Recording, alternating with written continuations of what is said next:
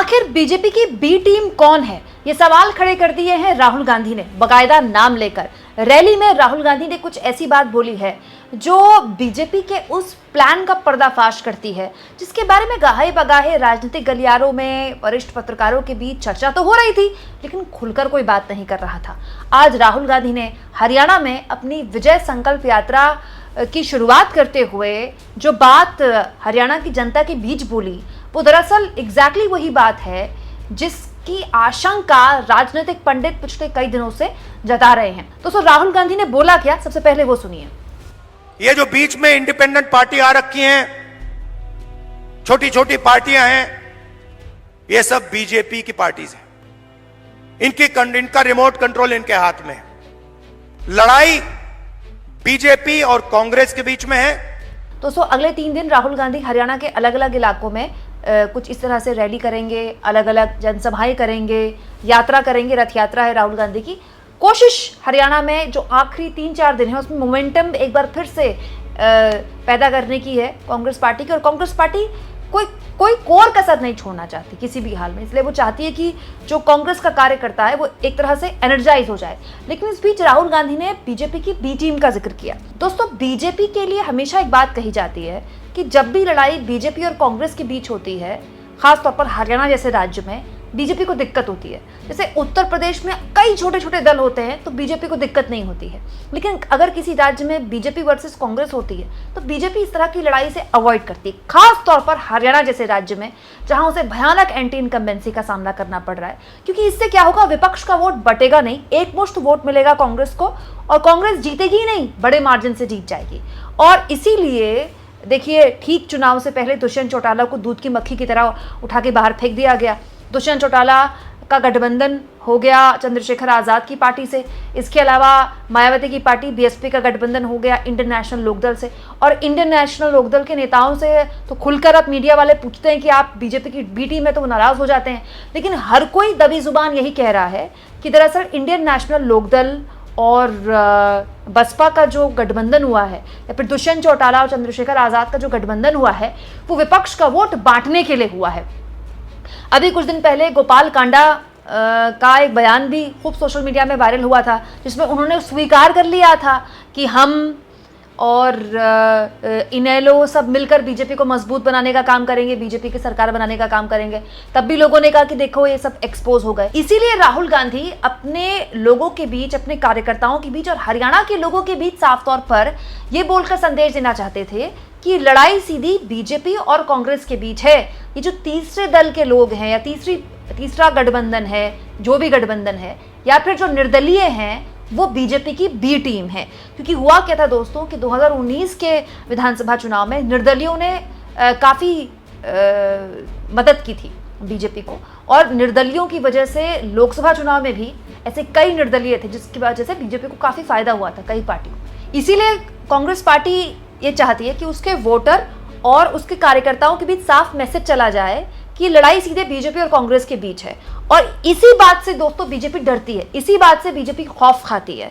और जैसे जैसे यकीन मानिए हरियाणा का चुनाव नजदीक आ रहा है, लड़ाई यही होती जा रही है, बीजेपी वर्सेस कांग्रेस। हरियाणा के कई जानकार बताते हैं कि शुरुआत में गठबंधन की चर्चा भले ही हो रही थी, मायावती और इनेलो के गठबंधन की चर्चा हो रही थी, लेकिन अब वो चर्चाएं जैसे जैसे दिन करीब आ रहे हैं, वोटिंग के 5 तारीख के करीब आ रहे हैं दिन, वो चर्चाएं कम हो गई हैं और अब सीधे सीधे लड़ाई बीजेपी और कांग्रेस के बीच होती दिखाई दे रही है, जिससे बीजेपी परहेज कर रही है। इसीलिए राहुल गांधी ने एक बार फिर से उसी मुद्दे को यहां पर एड्रेस किया कि लड़ाई सीधा सीधा कांग्रेस और बीजेपी के बीच है। इसके अलावा भी राहुल गांधी ने अपनी रैली में कुछ बातें विस्तार से रखी, सुनिए। हर भाषण में सम्मान शब्द का प्रयोग किया गया। सम्मान जरूरी है और सबकी रिस्पेक्ट होनी चाहिए, सही बात है।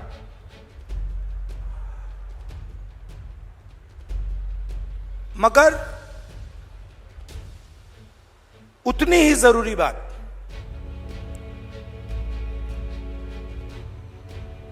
जेब में, हमारे लोगों के जेब में कितना पैसा जा रहा है और जेब में से कितना पैसा खींचा जा रहा है। आपके पास सामान हो, मोदी जी आपकी 24 घंटा रिस्पेक्ट करें, मगर 24 घंटा आपके जेब में से पैसा निकलता जाए और आपके जेब में पैसा ना आए तो सामान हो सकता है मगर भूखे मर जाएंगे।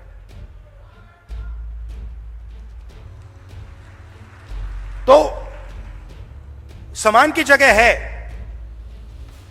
मगर मेरे लिए उतना ही जरूरी सवाल कि हमारे गरीब लोगों के जेब में उनके बच्चों की शिक्षा के लिए, स्वास्थ्य के लिए, भविष्य के लिए बैंक अकाउंट में कितना पैसा है। सीधी सी बात। और आपको यह पूछना है कि क्या हमारे जेब से ज्यादा पैसा निकल रहा है या वापस जेब में ज्यादा पैसा अंदर आ रहा है। यह सिंपल सी बात है। और अगर निकल रहा है, खींचा जा रहा है, तो कैसे निकल रहा है, कौन निकाल रहा है, और अगर जेब में आ रहा है तो कौन डाल रहा है और कैसे डाला जा रहा है। आप सोचिए, अदानी जी के बारे में सोचिए। वो सुबह उठते हैं, खेत में मेहनत नहीं करते, फावड़ा नहीं चलाते, छोटे बिजनेस में काम नहीं करते, अच्छा खाना खाते हैं, सबसे बड़े महलों में रहते हैं और हर सुबह 24 घंटा उनके बैंक अकाउंट में धड़ाधड़ धड़ाधड़ धड़ाधड़ धड़ाधड़ पैसा आता है, नॉन स्टॉप। मतलब जैसे सुनामी आती है ना, वैसे ही उनके बैंक अकाउंट में पैसा घुस रहा है। और जितना ही पैसा उनके बैंक अकाउंट में सुनामी जैसे घुस रहा है, उतना ही पैसा आपके बैंक अकाउंट में से तूफान जैसे पैसा निकलता जा रहा है। आप कहते हो भाई महंगाई बढ़ गई, पेट्रोल के दाम बढ़ गए, प्याज के दाम बढ़ गए। किसान कहता है धान खरीदा नहीं जा रहा, कोई कहता है मुझे रोजगार नहीं मिल रहा। अभी मैं अमेरिका गया, अमेरिका में छोटे से घर में, छोटे से कमरे में, मतलब 10 फुट 15 फुट बाय 15 फुट, उसके अंदर 15-20 हरियाणा के युवा। मैंने आपसे पूछा ये अमेरिका में क्यों बैठे हैं, ये हरियाणा से क्यों भागे। उनसे मैंने पूछा, पता नहीं आपने वीडियो देखा नहीं देखा, उनसे मैंने पूछा भाई आप बताओ हरियाणा में इतनी कमी क्या है कि आप गए। कहते हैं राहुल जी हम सिर्फ गए नहीं, जान पर खेल कर गए। पहले हम टर्की गए, टर्की के बाद हम कजाकिस्तान गए, कजाकिस्तान के बाद हम कोलंबिया गए, कोलंबिया के बाद सूरीनाम, सूरीनाम के बाद पनामा। पूरी दुनिया के चक्कर काटे, बोट में गए, बोट डूब गई, हमारे दोस्त मरे, हमारे आंखों के सामने डूबे।